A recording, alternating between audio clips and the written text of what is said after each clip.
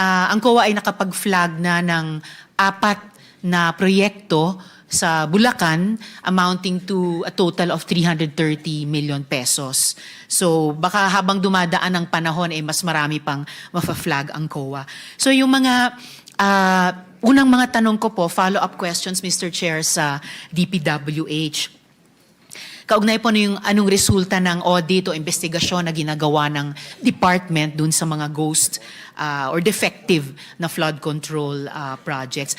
So yung mga nabanggit nyo na po kanina, Yusek Bisnar, na isamwite na po ito yan sa ICI. Tama po ba? Your Honor, after po nung technical inspection and assessment, meron pong internal audit within DPWH. Ito naman po more of yung mga documents and payment billings ang titingnan. After nito po, saka po ipapadala sa ICI, Your Honor. Okay po. So hindi pa po. May time frame po ba kayo para mag-submit sa commission? We will do it as much as possible because ang figure po na pinag-uusapan is around 292. 292 projects. Out of the 337, Your Honor. Opo. And within this month po ba yon or within the first quarter of the year, ano po yung horizon na tinitignan nyo to submit to ICI? Within first quarter po. Within the first quarter. Your Honor, what we'll do is kung ano po yung matapos, Yes. submit na po kami kaagad sa ICI. Hindi na po namin hihintayin matapos po lahat. Opo. So we will submit as as IAS is finished. So pwede pong batch by batch. Yes, Your sunod-sunod. Honor. And then sa Ombudsman, within the first quarter din po ba kayo magsasubmit or mas maaga or mas late pa doon? Your Honor, yung ICI po ang magre-refer po sa Ombudsman. Alright, salamat po, Yusek. And ilan po yung dapat maasahan ng publiko? Yung mga nanonood nitong hearing, yung mga nagalit, yung mga umasa, yung mga nagrally, yung mga nagsumbong both sa Senate Blue Ribbon at saka sa executive. Ilan po yung aasahan ng publiko na mga contractor sa private sector at opisyal sa public sector na makakasuhan? Your Honor, kasi po gaya po nitong 416 na ito na nai-announce pero hindi pa po tapos yung technical inspection and assessment at saka po yung internal audit. Mahirap po magbigay ng number kasi po baka po gano'n naman po, may i-expect na naman po yung public. Pero what we're reassuring po the public and this committee is lahat po ng pwedeng gawin ng department para suportahan po yung effort ng ICI ay ginagawa po namin. Well, I would agree, Mr. Chair, na parang double-edged sword yung expectation. Kasi baka, lalo na kung magbibigay ng petsa, umasa, baka pag lumampas, mabigo.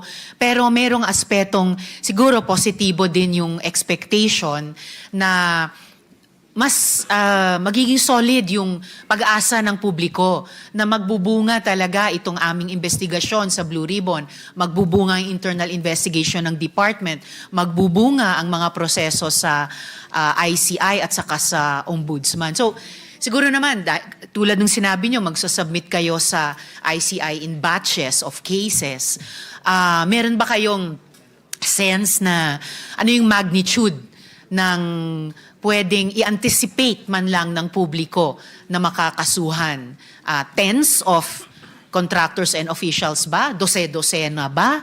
Aabot ba sa 100? Ano yung sense po ng department as of now? Your Honor, yung capability po ng internal audit service ng DPWH will be maximized po para po to look into this 416 projects. In fact po, meron pong effort na mag-hire nga po ng additional accountants and even engineers for yung quality assurance unit. And auditors po? Opo, auditors and accountants. Para po mas mapabilis po ito. itong process natin. And sa ngayon po, sa mga proyektong at least na kompleto nyo na yung internal audit,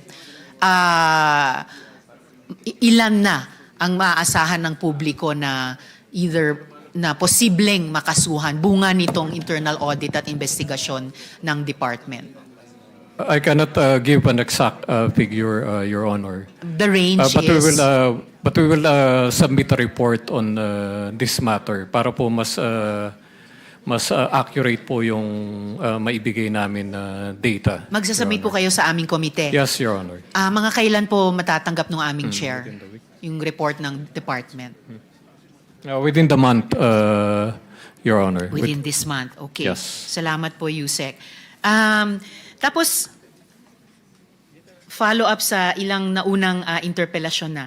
Itong pinag-usapan at iniintindi naming coordinates, magkakaibang klaseng mga coordinates, anong epekto ng balitang hindi tama ang coordinates na ginamit sa pagtunto ng mga posibleng ghost at saka substandard projects? Ano yung naramdaman ng department na epekto ng ganon?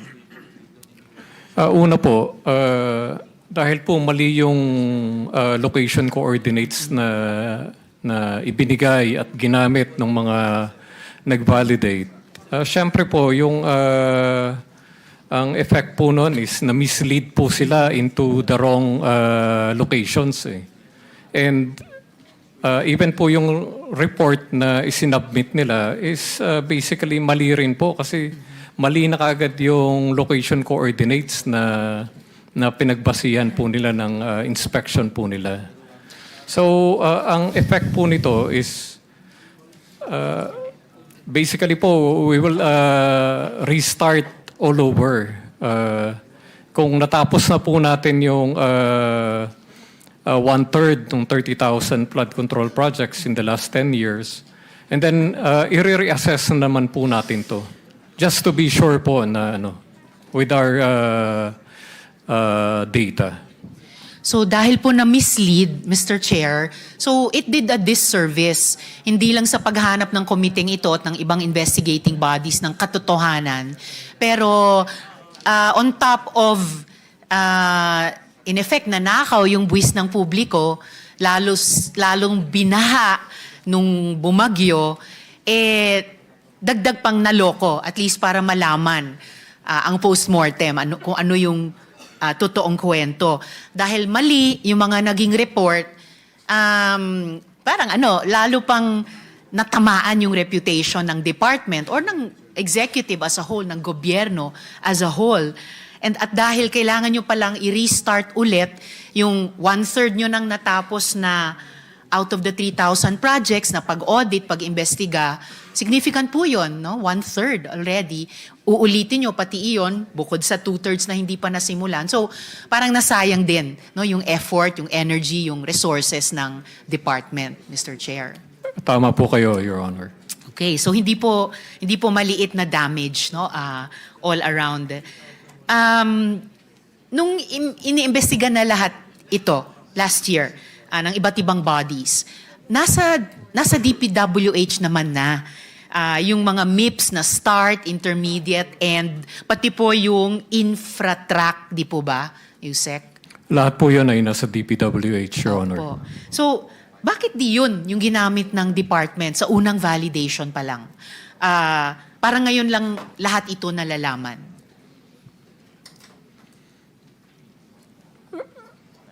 Sige. Yes, Madam Mr. Chair, Chair. Yusek Bernabe. Yes, ma'am. Because I think nung initially po, nagbuo nga po ng team itong ICI, composed of the AFP, PNP, and DepDev. And they relied on the coordinates dun po sa sumbong sa Pangulo. So they followed that sumbong sa Pangulo coordinates, which is the MIPS coordinates. I see. So Opo. pati yung AFP at PNP na mislead sa simula, pati sila na mali sa report dahil dito. Yun po yung kanilang pinuntahan po, yung MIPS Yes. coordinates po. Bale po, the DPWH is also coordinating with ICI to give technical support. Pero po, ito pong 421 talaga ay sa ICI po ito na task.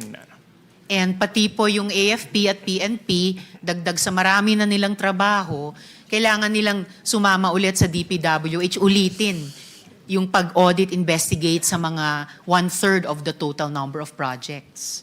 Possibly po. Possibly. So, pati po sila nabanatan. Yes, Mr. Chair. Mr. Chairman, Senator. just one quick Pangilinan. interjection. During the hearing of the Committee on Justice of the Senate, the ICI, the chairperson, as well as secretaries, Babes, mentioned that there were 400 plus ghost projects. So you're saying that the ICI was also misled based on the wrong information? Mr. Chair, yun po. The coordinates they used was the MIPS. So that now we have to revalidate using also the coordinates of the infratrack to ensure that indeed if it is ghost or it is in a different location, Mr. Chair. Which, black eye, ang nangyari, pati sa ICI bilang investigative body. Dahil mali ang mga coordinates na ginamit at sinasabing 400 ang ghost project, na muka hindi pala tama. At ngayon, muli ninyong binubusisi. That is correct, Mr. Chair. Salamat, Senator Kiko. So talagang, and of course, kung ganyang karami o lahat halos ng mga investigating bodies ay minimislead, malamang ibig sabihin may pinagtatakpan talaga, no? Sa buong prosesong ito. I really, Mr. Chair, I really can't help feeling na may hindi nag-a-add up. Kaya katulad ni Senator Kiko, yung ni-raise nilang intervention in the earlier round, sang-ayon talaga ako na dapat bahagi ng usaping ito yung pagtingin, di lang sa ghost projects, pati sa mga substandard na projects na dun may corruption din na probably nangyari. So, follow up ko naman po sa Department of Justice. So, will it, Yusek Mark, okay. So, I'll continue to ask the questions of the department kay ating Prosecutor General Fadulyon. Ano naman pong epekto nitong issue din, yung sa coordinates, sa mga kasong isasampa dun sa mga suspected na corrupt? Well, sa ngayon po, Mr. Chair, as far as the cases that we have already and we are conducting investigations, hindi naman po siya maapektuhan, no? Pero in a way, it would have made things a bit faster. Kasi ang mangyayari ho niyan, ito hong mga cases na inimbestigahan ng department is the product of the work of law enforcement pertaining to the NBI. So sila po yung talagang pumunta dun sa site at chinek at binalidate isa-isa kung talaga pong ghost projects ito o hindi. But I guess with the data and information coming from the DPWH, which would be more accurate, then it would facilitate and make the investigations and the gathering of evidence faster. Pero sa ngayon po naman, based on the cases that were referred to us by the NBI, gumagalaw siya kasi hindi naman po siya dependent doon sa data na nakala po doon, yung binabanggit po ngayon ng DPWH.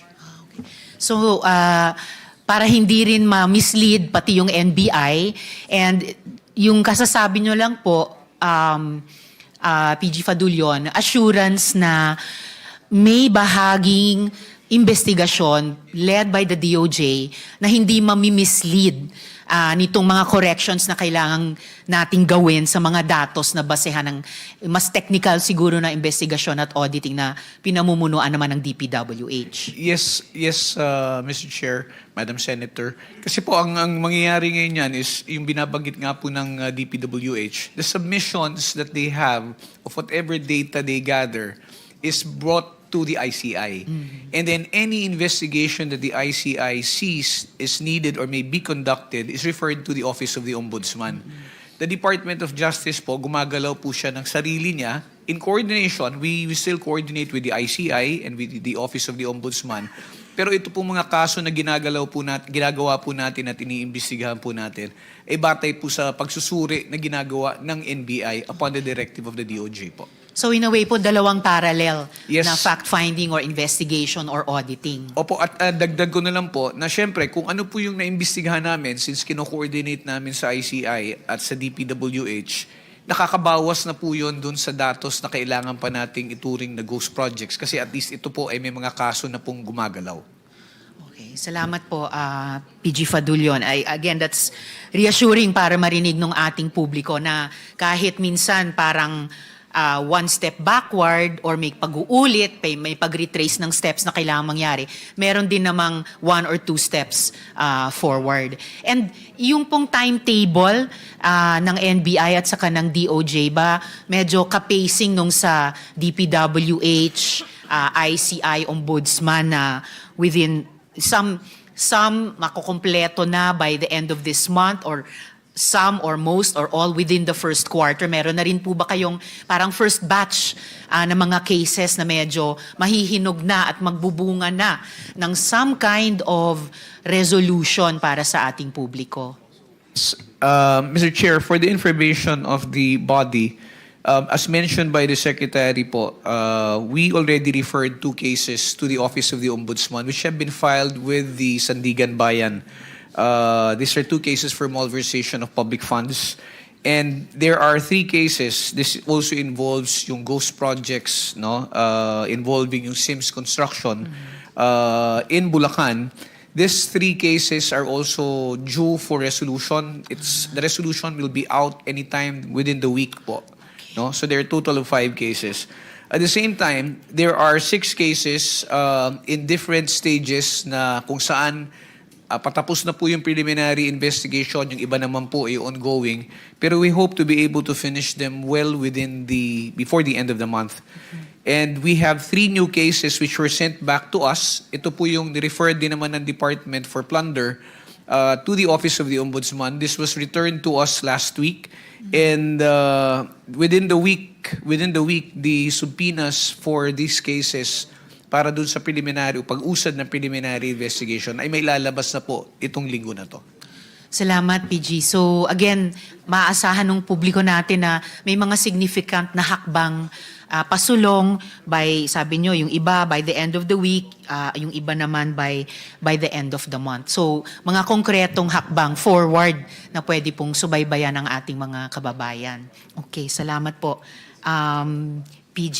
Balik po ako sa DPWH. Patuloy pa rin po yung investigasyon ninyo. Tama po ba?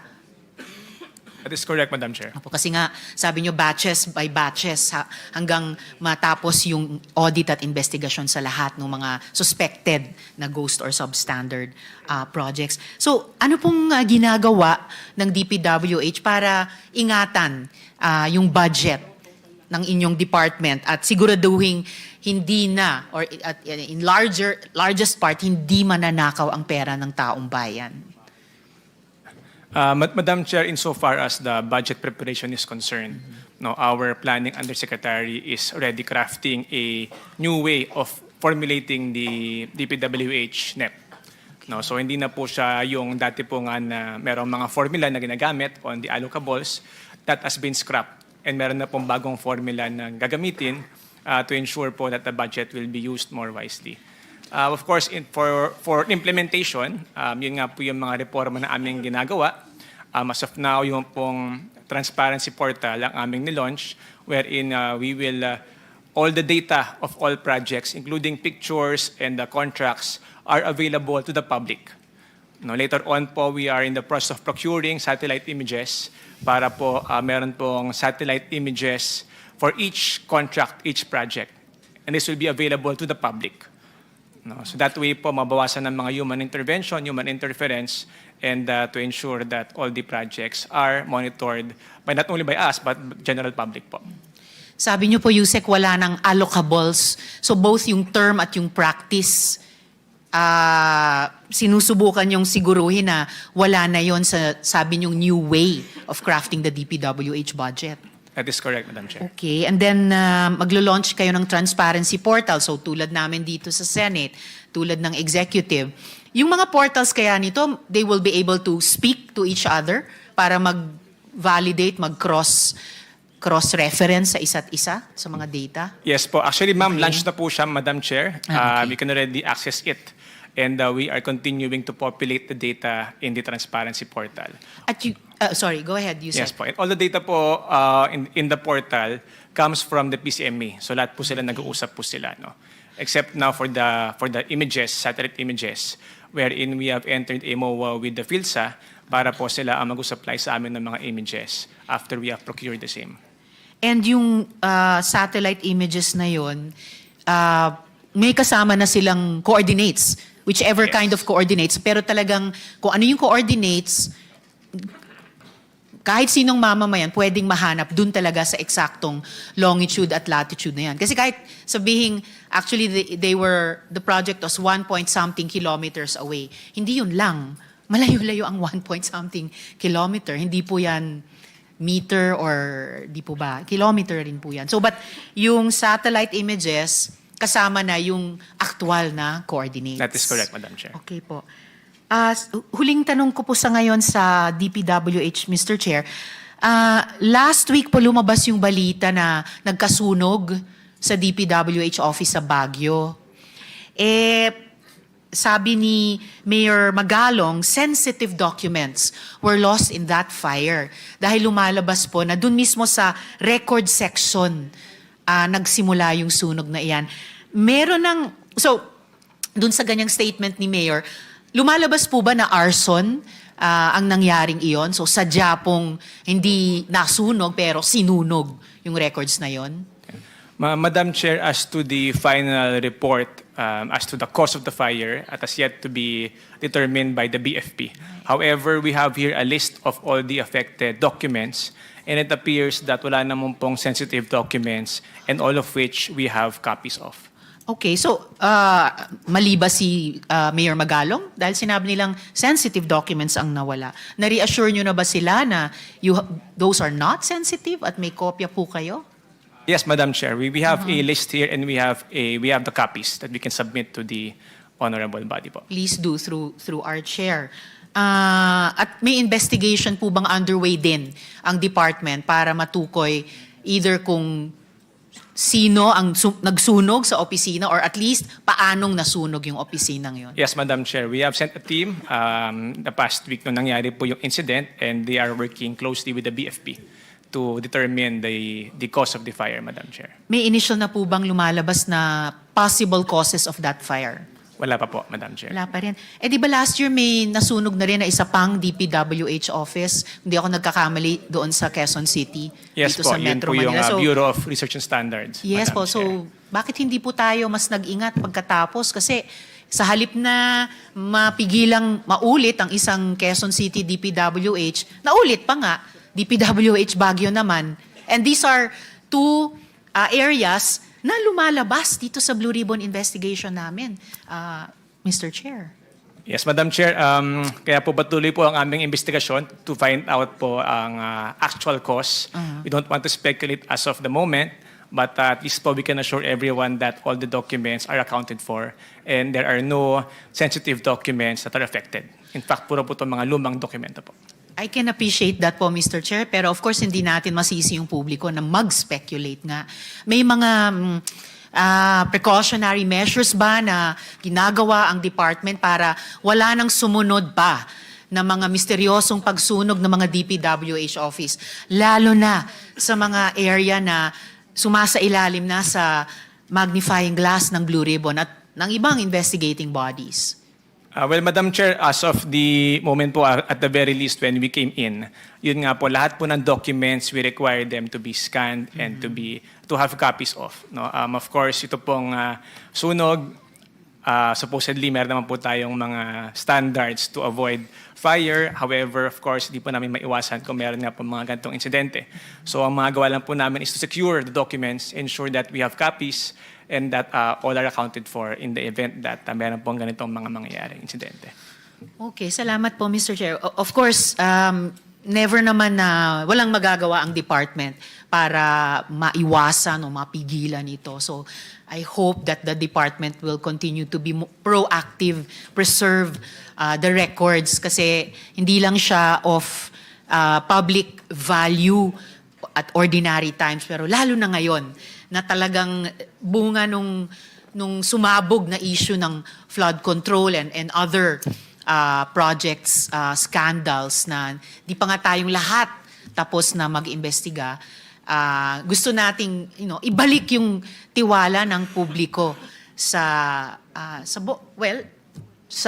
kami concerned kami sa legislature and I'm presuming kayo sa executive. So sana you will continue to think of and implement more preventive measures to preserve these records. I just have 1.5 minutes left, Mr. Chair. So siguro at least one question sa DOJ, maybe kay PG Fadulion. So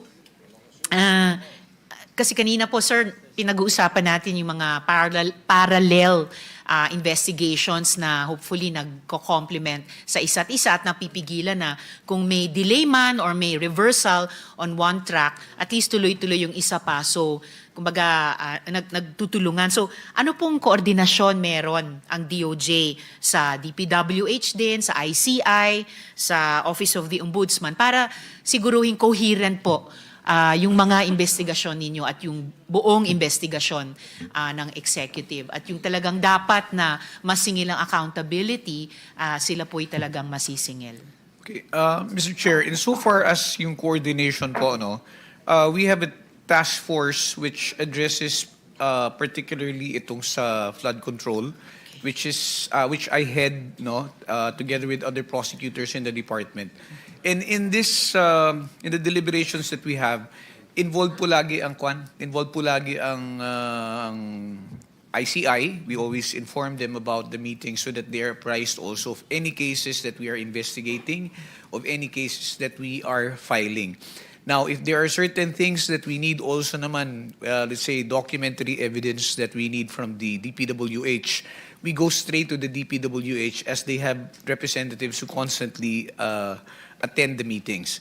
Insofar as the Office of the Ombudsman, when there are cases that we are investigating and we refer to them, nag-uusap na naman po kami na itong kaso na to, i-covered na po ng department.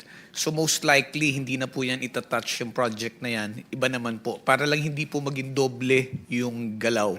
And then, if for example, if there is, if it is discovered later on that there are certain overlaps, we sit down and talk about it just to make sure that there will be no confusion pagdating ho doon sa resolution na magkakaroon po ng conflict din naman. Kasi nauna na nga po yung, let's say, nauna na yung ombudsman or nauna na ang DOJ. And this extends all the way up to the prosecution. Kasi even in the prosecution of cases, the Department of Justice may be deputized by the Office of the Ombudsman to handle the cases.